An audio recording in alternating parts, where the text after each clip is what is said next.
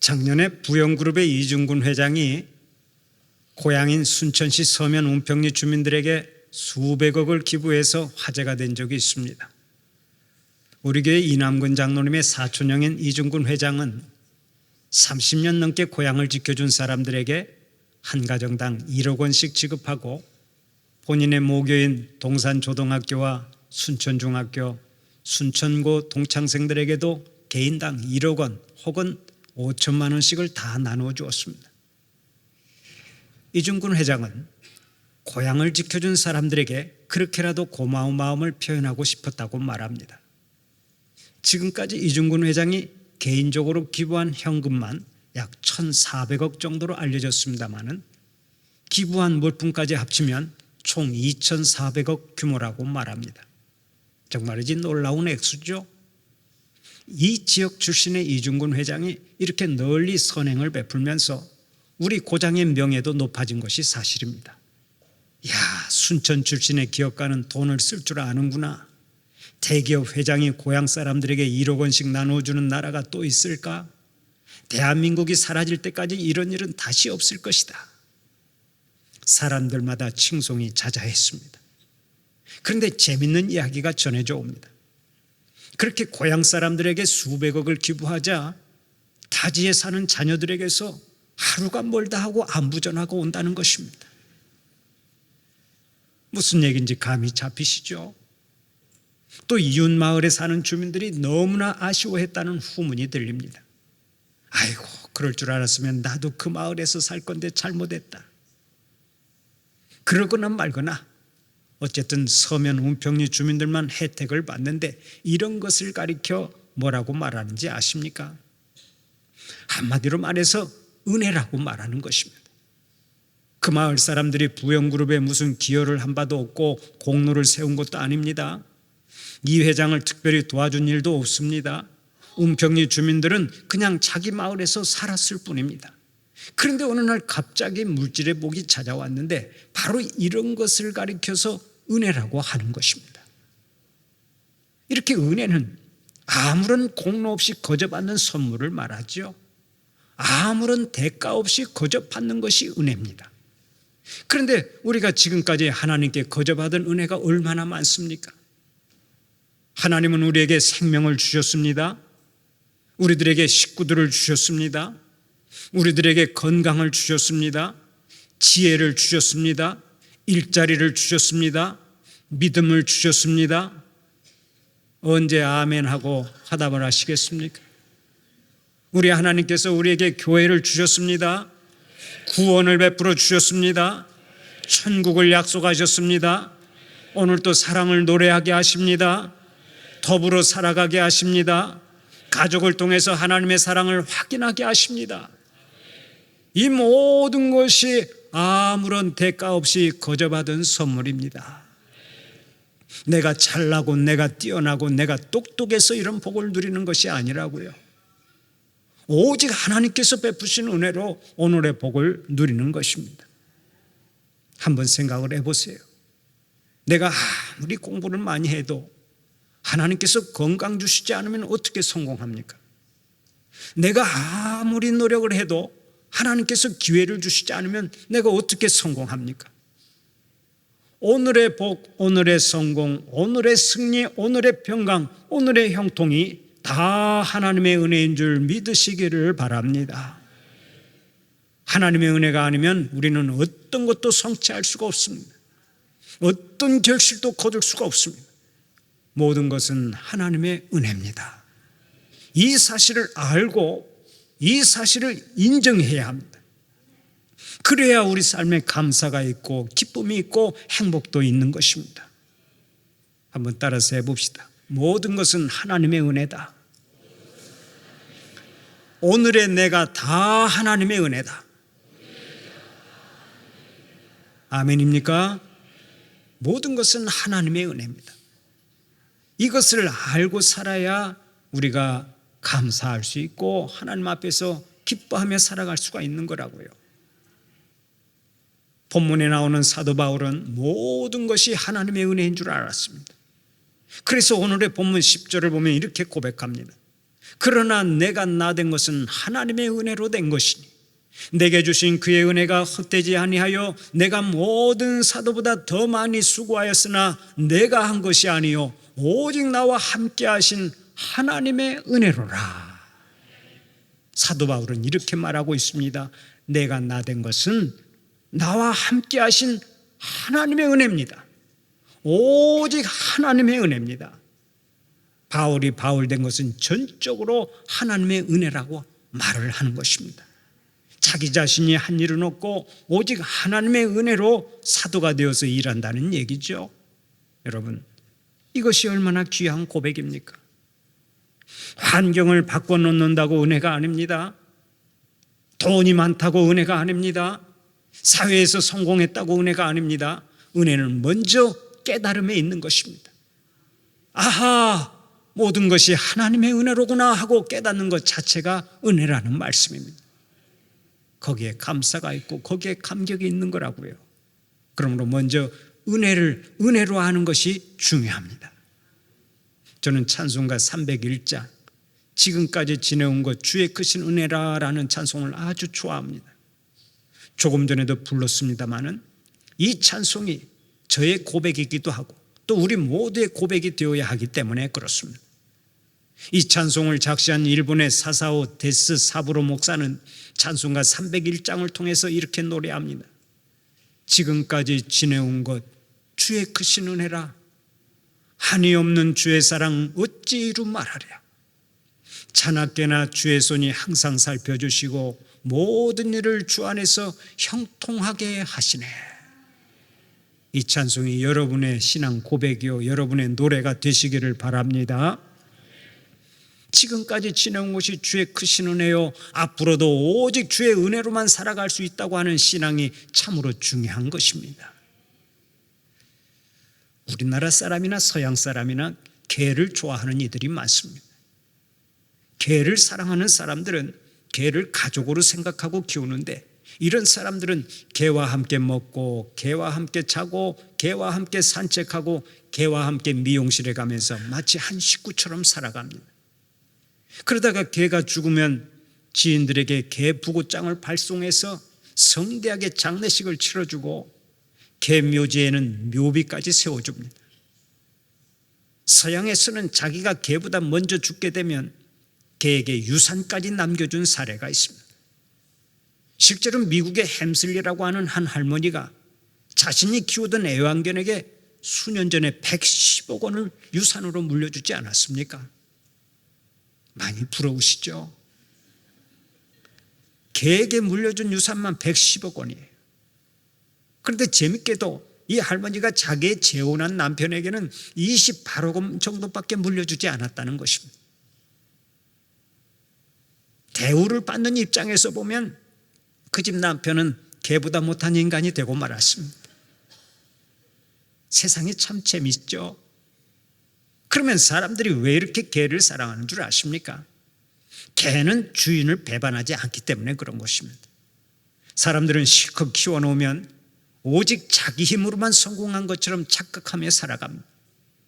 오직 자기 능력과 자기 지혜로만 성공한 것으로 착각하면서 부모의 은혜를 깡그리 잊어버리고 사는 사람들이 얼마나 많은지 모릅니다. 그러나 개는 절대로 주인의 은혜를 잊지 않습니다. 개는 죽을 때까지 주인의 은혜를 잊지 않고 오직 주인에게 충성을 다합니다. 심지어 자기를 먼 곳에 가서 버리고 와도 끝까지 집으로 찾아와 꼬리를 흔들면서 주인 품에 안기죠. 개는 죽을 때까지 주인의 은혜를 잊지 않고 충성을 다하는 동물입니다. 얼마나 의리가 있는 동물입니까? 기억하십시오.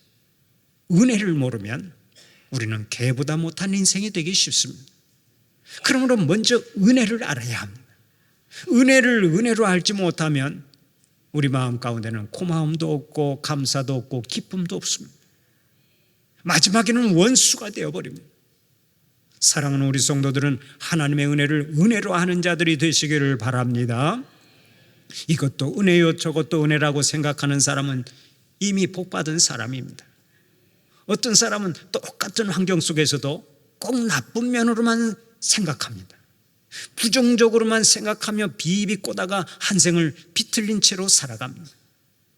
생각해보면 이것도 은혜고 저것도 은혜인데 그걸 모르고 항상 불평만 일삼습니다. 참으로 불행한 사람이죠.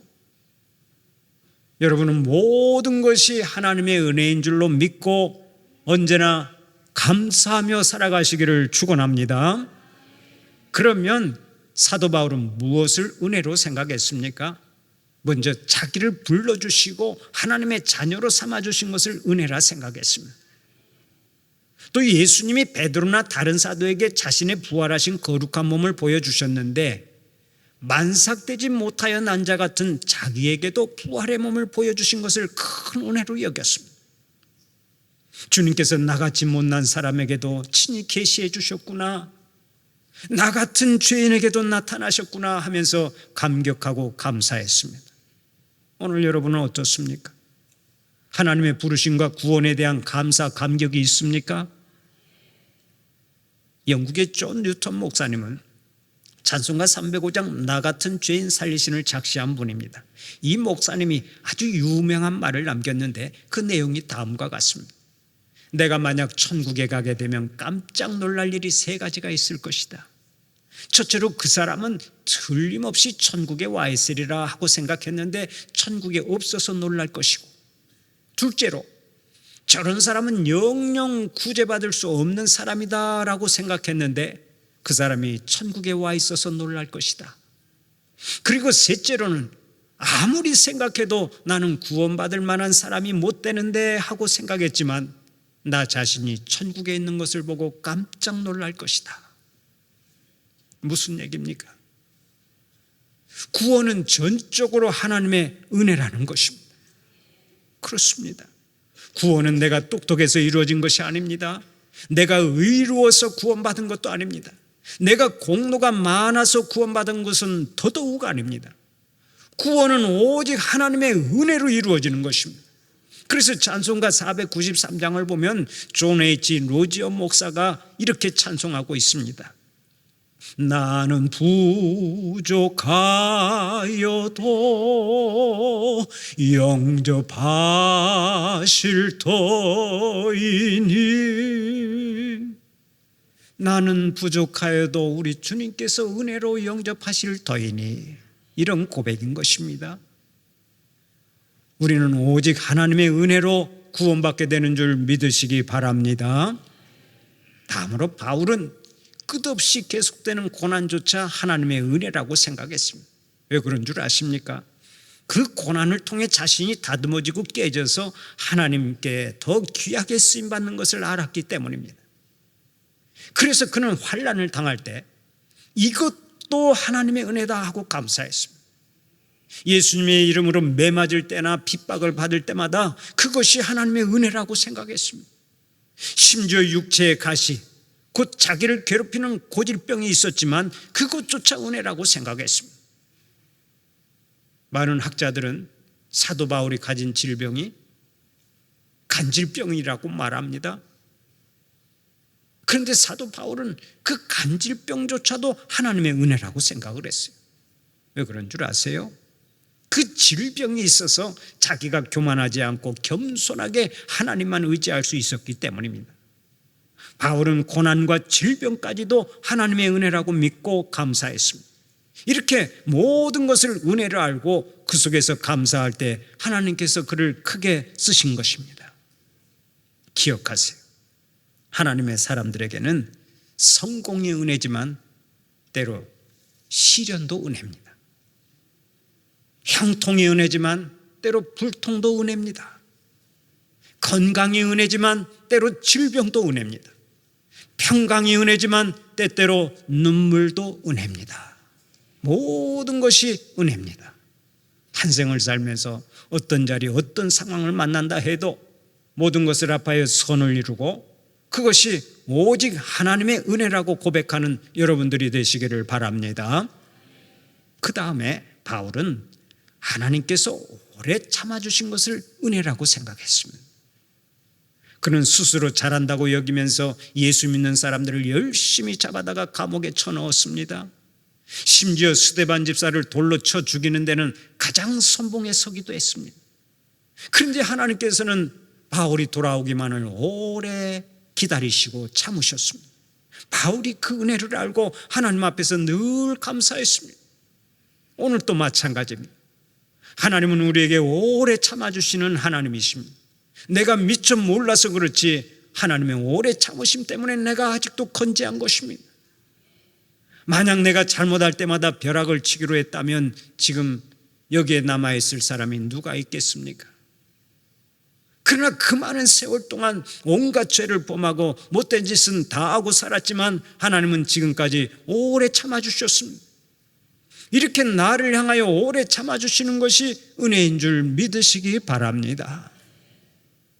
그러면 은혜 받고 하나님의 은혜를 은혜로 아는 사람은 어떻게 살아야 하겠습니까? 첫째로 항상 기쁘게 살아야 합니다. 은혜를 헬라어로 카리스라고 하는데요, 이 말은 즐거움, 아름다움, 만족, 행복, 기쁨이라는 뜻을 가지고 있습니다.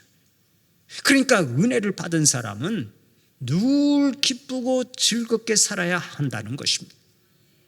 하나님의 특별한 은혜를 받고 지금도 하나님의 은혜로 살아간다면 당연히 즐겁고 기쁘고 행복하게 살아가야 마땅한 것 아닙니까? 남태평양에 누가 발리섬이 있습니다. 그 섬에서는 신랑이 신부를 데려올 때 처갓집에 암소를 2마리나 3마리 정도 주어야 데려올 수 있습니다. 그러니까 암소가 없으면 장가도 못 가는 것입니다. 그런데 조리 링코라고 하는 청년이 사라타나라고 하는 처녀와 결혼을 하면서 처갓집에 암소를 8마리나 갖다 주었습니다. 2마리나 3마리만 주어도 되는데 8마리를 갖다 주니까 사람들이 전부 다 놀랐습니다. 왜 그렇게 많이 주었느냐 하는 것이죠. 지금도 중동 지역이나 아프리카, 남미, 태평양 연안 지역에는 신부를 데려올 때 돈을 주든지 동물을 주어야 하는 나라가 많습니다. 그러다 보니까 재력이 좀 있는 사람은 아내를 몇 명씩 두고 살아갑니다. 한 번은 어떤 교회에서 몇 명의 교인들이 성지순례를 갔습니다. 그런데 여리고에서 만난 중동의 한 사업가가 그 교회의 여자 집사님을 보고 반해서 이런 제안을 하더랍니다. 당신이 마음에 들어서 내 아내로 삼고 싶은데 낙타를 몇 마리 드리면 되겠습니까? 그 집사님이 자기는 이미 결혼한 여자라서 안 된다고 그랬습니다. 그런데도 나중에는 낙타를 50마리나 준다고 하면서 자꾸 치근덕거리더랍니다. 우리 성도들 가운데 아내가 예쁘다고 생각하는 사람은 중동에 갈 때 특별히 조심하십시오. 이렇게 신부를 데려갈 때 낙타나 소를 주는데 조리린코라고 하는 청년은 처가의 암소를 8마리나 주었습니다. 도대체 신부가 얼마나 미인이면 그렇게 소를 많이 주었을까 하고 생각하겠지만 사실 신부는 아주 보잘것없었다고 합니다. 그저 평범하고 촌스러운 여자였습니다. 그런데 희한하게도 결혼한 다음 날부터 그 신부가 예뻐지기 시작하는데 그 마을에서 제일로 아름다운 여인으로 변신하더라는 것입니다.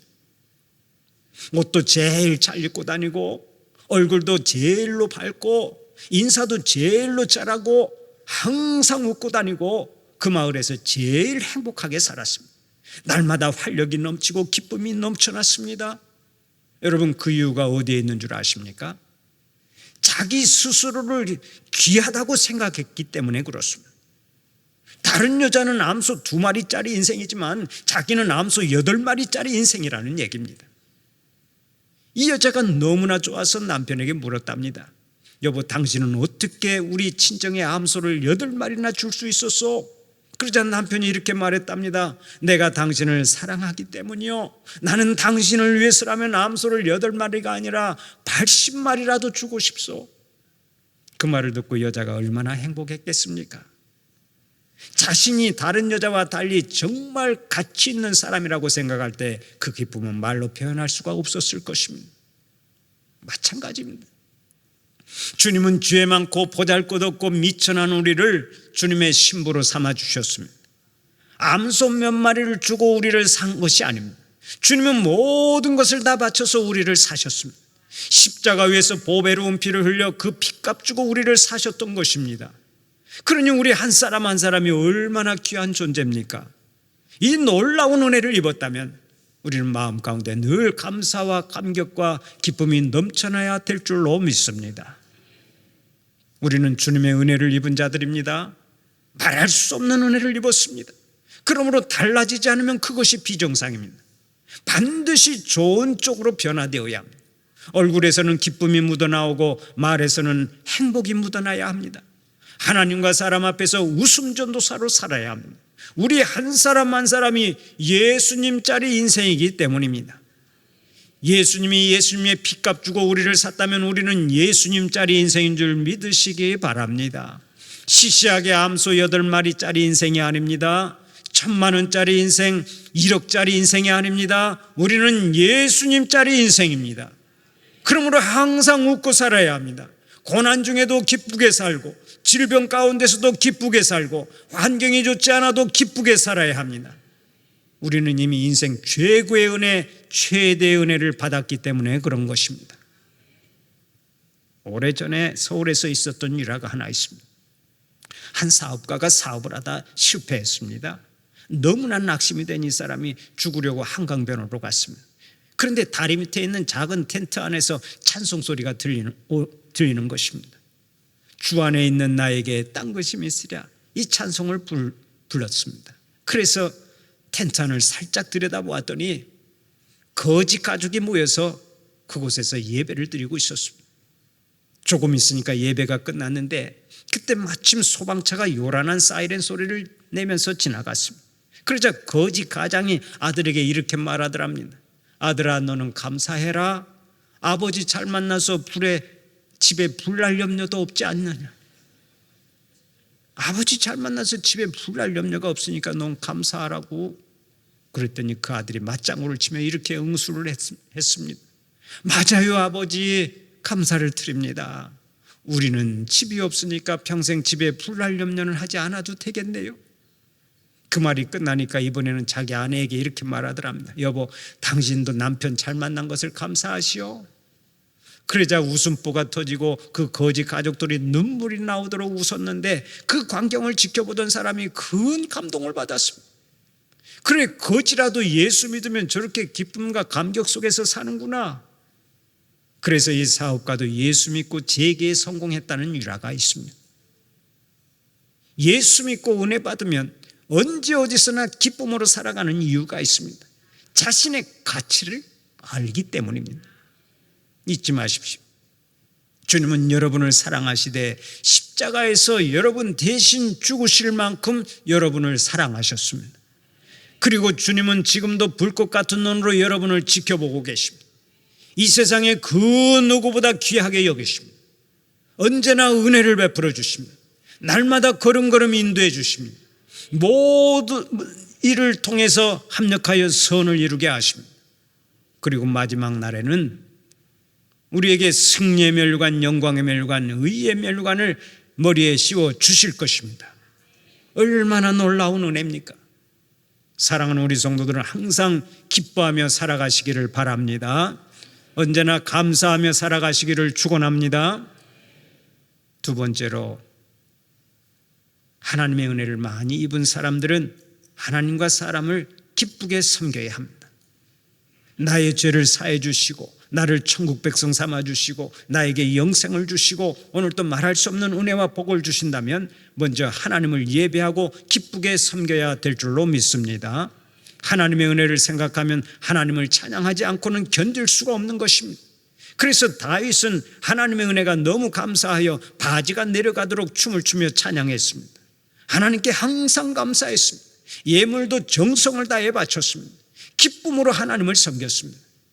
이것이 더 많은 복을 끌어온 것입니다. 여러분, 하나님의 은혜가 감사합니까? 그러면 하나님을 기쁘게 섬기고 교회를 기쁘게 섬기시기를 바랍니다. 찬양대도 좋고 교사도 좋고 목자와 부목자로 섬겨도 좋습니다.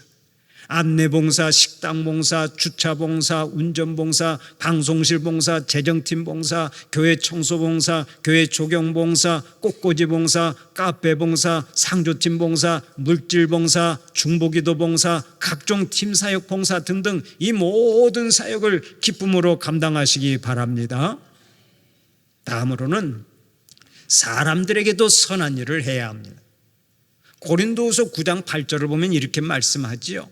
하나님이 능히 모든 은혜를 너희에게 넘치게 하시나니 이는 너희로 모든 일에 항상 모든 것이 넉넉하여 모든 착한 일을 넘치게 하게 하려 하심이라. 하나님께 은혜를 받았으면 이제 하나님을 기쁘게 섬기고 사람들에게 착한 일을 넘치게 하라는 것입니다. 또 신명기 15장 7절 8절에서도 이렇게 말씀합니다. 내 하나님 여호와께서 내게 주신 땅 어느 성읍에서든지 가난한 형제가 너와 함께 거주하거든 그 가난한 형제에게 내 마음을 완악하게 하지 말며 내 손을 움켜쥐지 말고 반드시 내 손을 그에게 펴서 그에게 필요한 대로 쓸 것을 넉넉히 구워주라. 하나님께서 은혜를 베풀어 주신 이유는 그 은혜를 이웃과 함께 나누라는 의미가 있다는 것입니다. 자꾸 나누어 주세요. 물질도 나누고 먹을 것도 나누고 입을 것도 나누고 따뜻한 대화도 나누고 하나님의 사랑을 즐겨 나누세요. 우리 교회가 선교비를 많이 지출하고 가난한 사람, 어려운 사람들을 끊임없이 돕는 이유가 어디에 있습니까? 하나님의 은혜가 너무나 크기 때문입니다.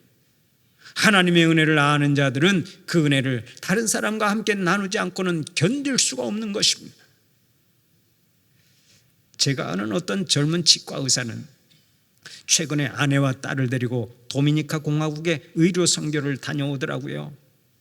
한 주간 병원 문을 닫고 선교비까지 갖다 주면서 의료 봉사를 하는데 계속해서 고정된 자세로 환자를 치료하다 보니까 나중에는 한쪽 다리가 붓고 많은 고생을 해야 했습니다. 또 병원 문을 닫고 갔으니까 물질적으로도 큰 손해를 보면서 의료 봉사를 한 것이죠. 그런데 하나님께 받은 은혜가 너무나 커서 그렇게 하지 않을 수가 없었다고 간증을 하더라고요.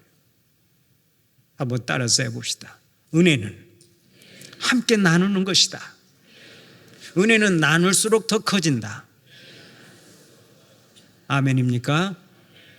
은혜는 함께 나누는 것인데 나누면 나눌수록 은혜는 더 커지는 것입니다. 모든 것은 하나님의 은혜입니다. 하나님의 은혜를 아는 사람은 항상 기쁘게 살아갑니다. 은혜를 아는 사람은 항상 하나님과 사람을 기쁘게 섬깁니다. 사랑하는 우리 성도들은 살아가면 살아갈수록 하나님의 은혜를 많이 받고 항상 기쁨 충만하여 살아가시기를 바랍니다. 받은 은혜가 커서 하나님과 이웃을 섬기지 않고는 견딜 수 없는 심령들이 되시기를 간절히 축원합니다.